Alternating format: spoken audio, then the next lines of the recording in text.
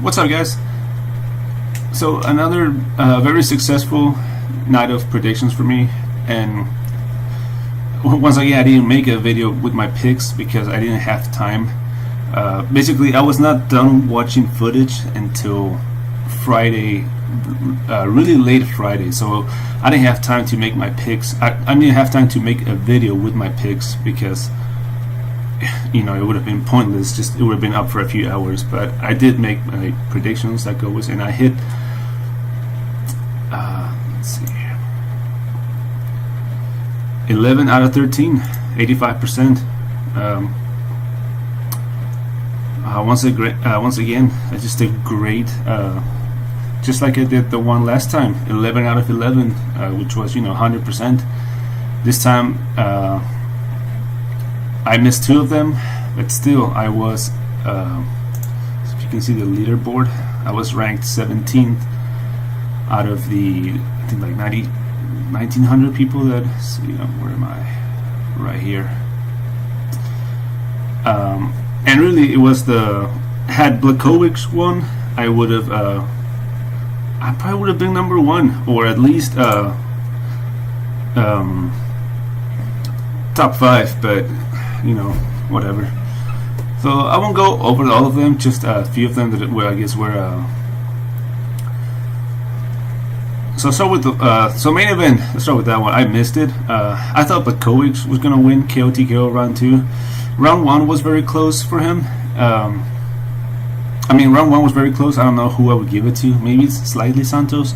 I gave round 2 to Blachowicz though. And then I would have never thought Santos would win KO round 3, especially because he gasses. He's not really a guy with the. I figured by round 3 he would have already, been tired but no, like Blachowicz kind of like, I don't know if he just got a little excited but he came forward into that left hook of Santos and just got dropped. So that sucks. But oh well. Overall, like I said, very close first round. Gave the second round to Blachowicz. Third round he got finished. See a couple perfect ones. Struve submission round 2, perfectly called. He got dominated round 1. Got dropped with a big overhand right from De Lima, and then basically he was on his back the entire first round. Comes back second round, immediately just gets a hold of him, takes him down, submits him.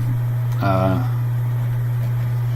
thought it was going to be more of he would land a punch that would drop Lima and then he would submit him, but no, he just completely out-grappled him and submitted the guy. So that was a great one. Even before that was a perfect call. I'm not even going to try to pronounce this last name right here, but KO round 1. What a perfect, just beautiful liver shot from him. And it's crazy how liver shots work, because it really does take 2-3 seconds for the body to be like, oh shit, I've been hit. And that's how it was. He landed a punch. 2-3 seconds later, you see Villante's face just like in pain, drops, and then he finishes him. But yeah, the one with Carmouche and Puloa, didn't really watch it too much.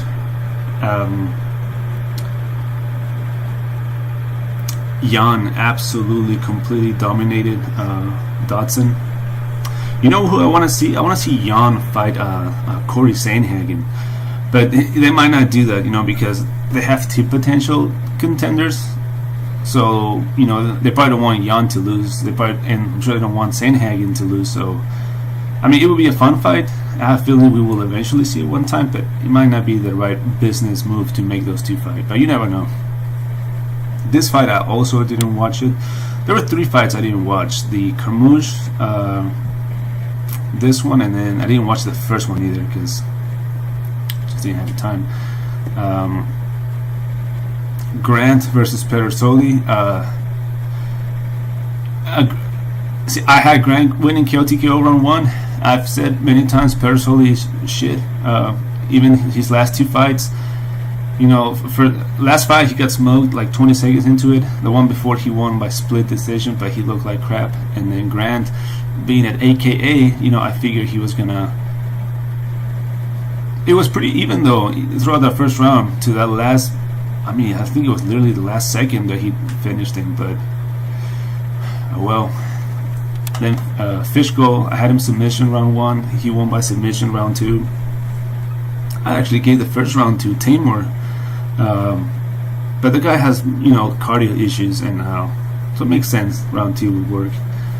And then the other one that I was really proud of, I guess my personal highlight of the night was Ferreira versus Rustam Khabilov. See, most people had Khabilov dominating Ferreira, and just based on the Khabilov that I saw last versus Cajun Johnson and what Ferreira has been doing this last few fights, I thought he would drop him, or I thought for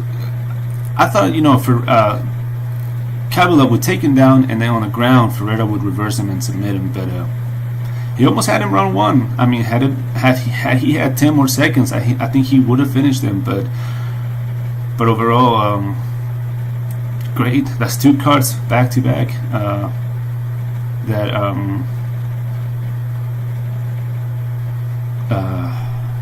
were just perfectly. Well, actually, I don't know. I don't know if the last one was 234 or I can't really remember. I'm getting a little confused. But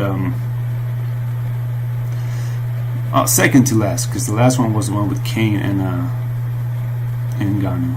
But but I did pretty good on that one. I think I did 7 out of 12. But the one before that one was 234, 11 out of 11, 7 out of 12, 11 out of 13. So next fight, it's UFC 235. It's a great card, man. I cannot wait for that one. I might actually drop predictions on every single one of those fights, except for the. I mean, I mentioned this before. I mean, I'm not against women's MMA. I watch usually their fights, and I only cover them when it's.